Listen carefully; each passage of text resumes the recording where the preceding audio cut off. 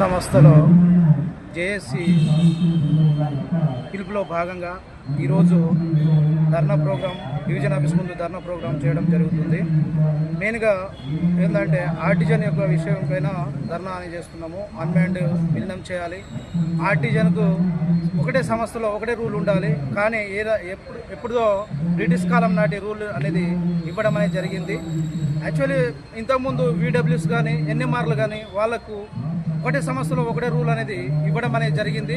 కానీ ఎప్పుడైతే మేము 2017లో ఆర్టిజన్ అని చెప్పేసి ఒక నామకరణం అనేది చేశారు, ఆ రోజు మాకు సపరేట్ రూల్ అని చెప్పేసి ఇచ్చారు. ఆ సపరేట్ రూల్ కాకుండా మాకు డైరెక్ట్ ఒకటే సంస్థలో న్యాయపరంగా ఏంటంటే ఒకటే సంస్థలో ఒకటే రూల్ ఉండాలి. 2 రూళ్ళు ఉండడం అనేది రాజ్యాంగంలో విరుద్ధము.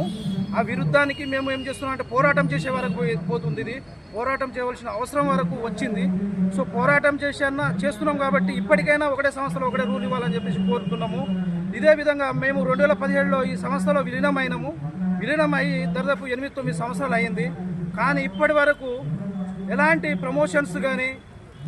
ప్రమోషన్ అనేది ఇవ్వలేదు. కాబట్టి ప్రమోషన్ అనేది కంపల్సరీ ఒక సంస్థలో ఒక ఉద్యోగి పనిచేసినప్పుడు అది జన్మధర హక్కు. ప్రమోషన్ అనేది ఇవ్వాలి. ఇవ్వకపోవడం అనేది ఇది యాజమాన్యానికి కరెక్ట్ కాదు. కంపల్సరీ ప్రమోషన్ అనేది కూడా ఇవ్వాలి. అదేవిధంగా మా దాంట్లో పీస్ రేట్ అనేది అన్మ్యాన్డ్ అనేది చాలామంది చేస్తున్నారు. అన్మ్యాన్డ్ అంటే అసలు మనిషే కాదు అన్నట్టుగా చూస్తున్నారు.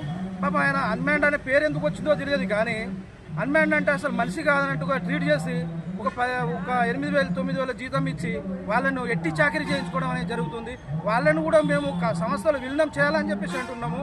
ఫీజు రేట్ అంటే ఏదైతే ఒక మీటర్కి ఎంత ₹1-2 ఇస్తారు. పాపం వాళ్ళు ఒక 15 రోజుల పని ఉంటుంది. ఆ 15 రోజుల పని చేసిన తర్వాత వాళ్ళు ఎక్కడ వెళ్ళాలా? ఈ సంస్థలో పని ఉడగం చేసిన తర్వాత వాళ్ళు ఎక్కడ పోవాలి? కాబట్టి ఉడగం చేసిరు కాబట్టి వాళ్ళను కూడా ఇక్కడ విలీనం చేయాలని చెప్పేసి కోరుతున్నాము. నా పేరు రాజన్న, ట్రాన్స్కో కన్వీనర్ని.